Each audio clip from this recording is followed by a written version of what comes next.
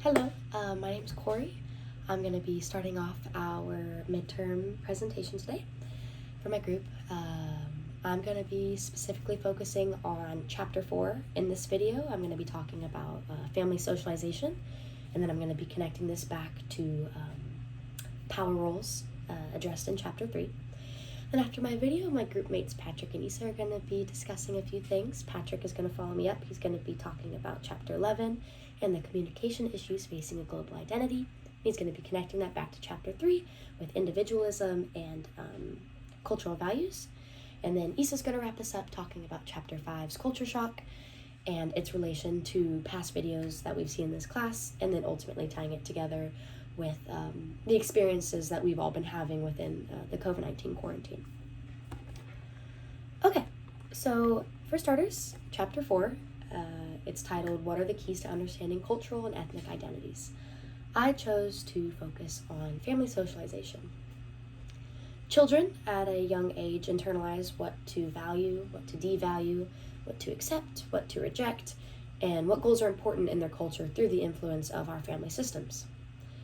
And within our family systems, we see two different types of family structures when it comes to the decision-making process.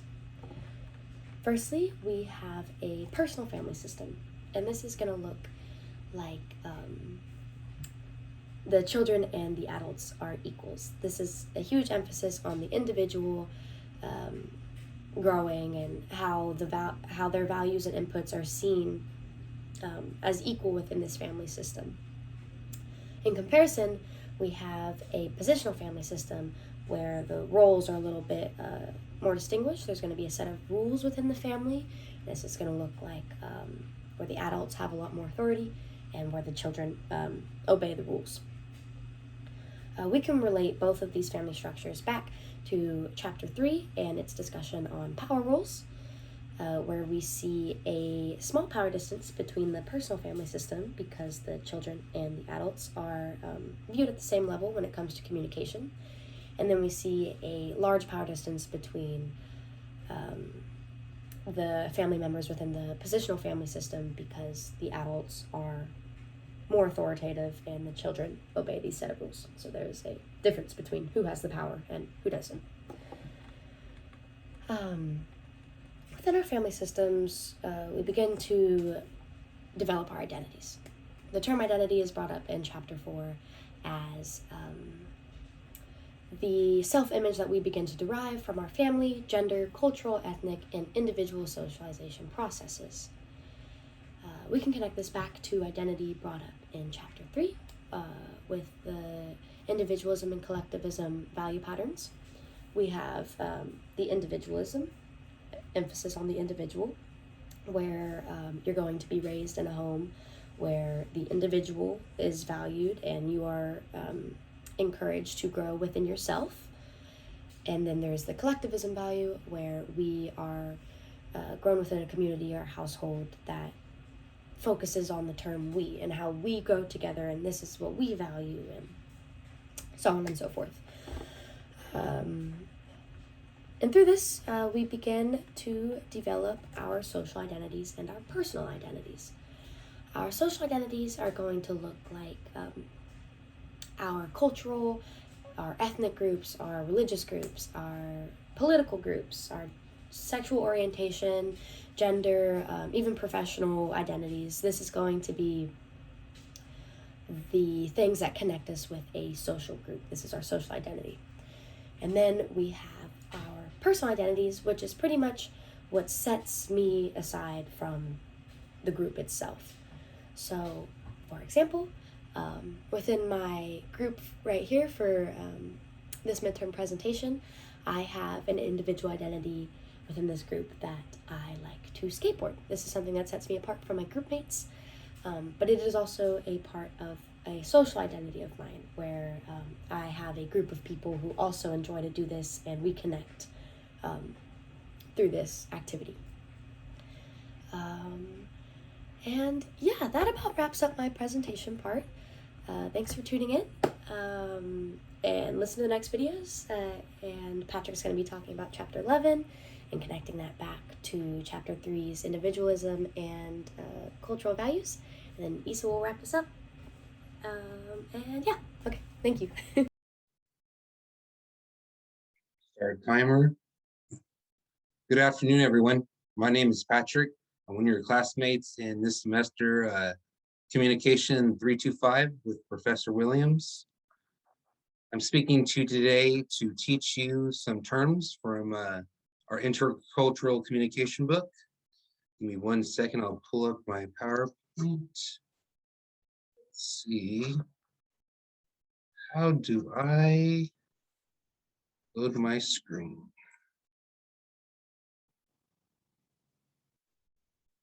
Share screen, here we go. Can we do this? My apologies, everyone. This is my first time doing it.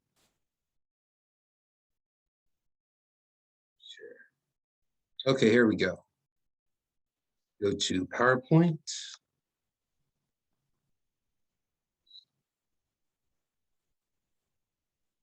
Oh, yes, okay. As I said, this is my midterm presentation with Professor Williams. First, my group mate Corey will be presenting the definitions of family systems, and she will tie them to our personal and social identities. And after I'm presenting my presentation, my group mate Isa will be presenting and teaching you guys about cultural shock, as well as identity, and as well as tying it to all of our current lives. Introduction, I will be speaking on chapter 11. Additionally, the subject of what are the communication issues facing a global identity. I'll be connecting the terms such as cultural values, chapter 11, to some connections, vocabulary, and terms from chapter 3. First one is cultural identity. It refers to the psychological connection between an individual's self and a culture. Global identity, it impacts our identities by enabling us to experience a wider range of cultures, such as religion, food, and music, etc. Our identities are complex and they are forever changing. When we experience different places, our identities change as well. On to the next slide. Couple main points we have. We're living in the 21st century and technology has integrated itself into our everyday lives. We are influenced by numerous things, such as the book states, our identity is constantly changing. For example, the internet, social media influencers, advertisements, music composers, celebrities, etc. The next main point is connecting to chapter 3. It states individualism refers to the broad value, tendencies of a culture, emphasizing the importance of individual identity. Individualism promotes self-efficiency, individual responsibility, and personal autonomy as well. In the digital media age we are living in, we must stay aware and vigilant with our surroundings when it comes to being influenced by different mediums. On to the next point. Facts. Sorry, that was my text. Our identity is forever changing. Communication can be verbal and nonverbal as well. Cultural cannot be defined by its size. Today's digital media advertisement infrastructure creates opportunities for personal and political manipulation and other forms of anti-democratic strategic communication. Ad platforms, web publishers, and other intermediaries have developed an infrastructure of data collection and targeting capacities that we will call the digital influence, according to Nadler, which is a Harvard study. Conclusion, let me check the time. Okay, we're good. Despite our unique differences in components of cultural identity between every culture, whether it be a different race, religion, culture, education, Each global culture can teach us about ourselves, can teach us about others, as well as having a better understanding of the global community. We must respect each other's differences. The end. Mic drop. About 5 minutes. You guys have a nice weekend. Take care. Let's see how I stop share. And Hello everyone, I'm Isa and I'll be teaching you all about culture shock, identity, and tying it to our current lives. Throughout our presentation, you've probably heard the term identity so many times. Corey defined family systems and she tied it to our personal and social identities, while our peer Patrick defined individualism, something that I'm also going to be lightly touching on. It's difficult as it is for you to find your identity, personal or social, when you're experiencing culture shock. So, what is culture shock? According to our textbook, culture shock is when you're experiencing a hard time transitioning from previous habits or a familiar environment to a new one. This transition can often be very stressful and it leaves someone feeling very homesick. And there is no time period, regardless you're at the foreign place for a long time or a short period of time, there is no time limit. You can experience culture shock. This is something that to the naked eye can go undetected unless you really know someone. So what are the cons and the pros of experiencing culture shock? The cons are some psychological issues and some mental issues you might face. For example, prolonged stress will cause headaches, stomach aches, mood swings, and so much more. And this prolonged stress could also lead to developing a mental health issue, such as depression, anxiety, and at times even alcoholism or substance abuse. On the other hand, though, culture shock can bring a sense of well-being, an enhanced tolerance to ambiguity, behavioral competence in social interactions, and so much more. If managed, you can actually turn culture shock from a negative feeling into something positive, a learning experience, if you will. You could develop a hobby, you could meet new people, you could go out, explore, and just turn this into a completely positive feeling.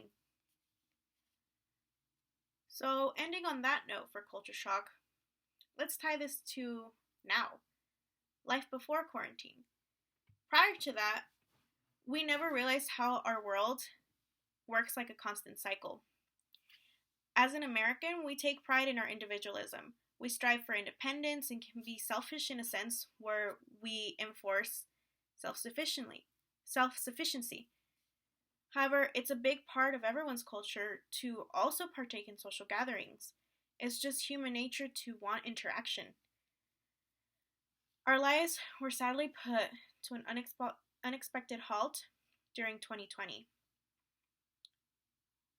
The first shutdown of COVID-19 was meant to only last 2 weeks, but this quickly turned into a year lockdown, and in a sense, we're still in it. Prior to the first shutdown, we were able to openly display our affection, our interactions with friends, family, and even strangers was so much more amiable compared to now.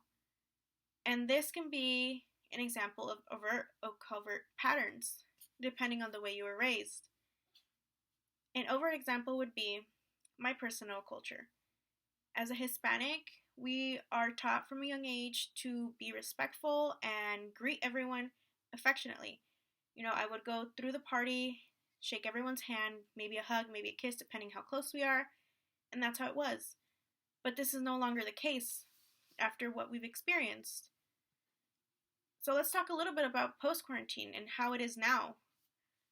Many of us experienced culture shock once our normal lives were taken from us, but now we're also experiencing culture shock coming back. I know for me, I had lost both of my jobs and I conveniently stopped going to school at a time where you couldn't be in person. Coming back to a semi-normal environment is not easy. It's not what we expected it to be. I always joke that it's no walk in the park to come to a normality after being cooped up by yourself for so long. There's new rules to follow, like social distancing, mask wearing, even vaccinations.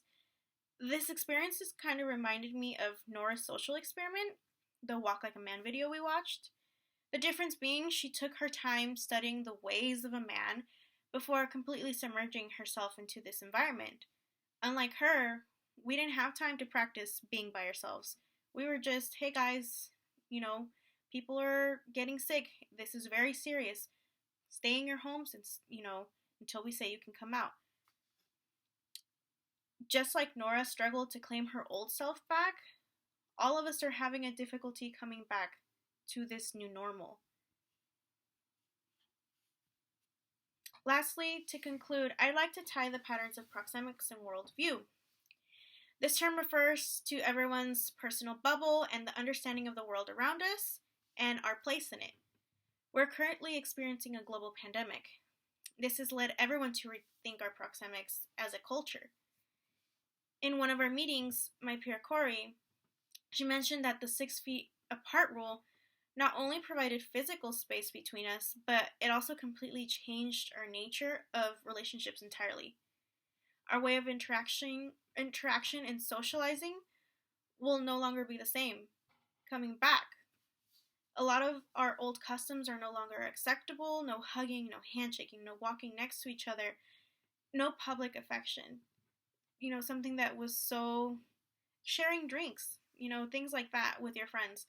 That's taboo in a way. And honestly, who knows when life will finally return to its full normality or if it even will.